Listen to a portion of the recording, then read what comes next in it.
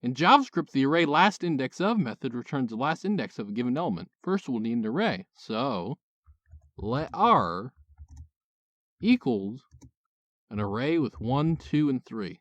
Next, we'll do console.log r.last index of 2.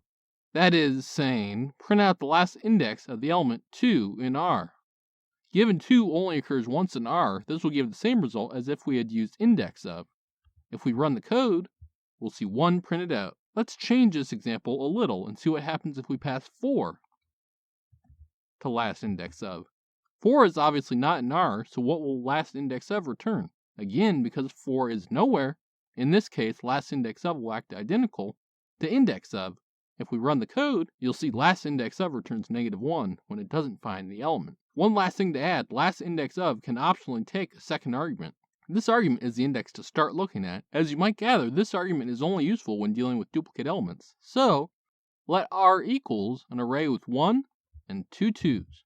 If we console.log r.last index of 2 and 2, this says print the last index of the element 2 in R at or after index 2. Interestingly, this will also behave identically to regular index of because there's only one 2 at or after index 2. If we run this code, you'll see it print 2, meaning at or after index 2, the last occurrence of 2 is at index 2. Let's do one more example to finally get a unique use of last index of. If we simply change the call to last index of to only pass it 1 2, it will print the last index of 2 in R. If we run this code, you'll see the last index of R in 2 is 2. This has been Jakubication. Like and subscribe to learn more.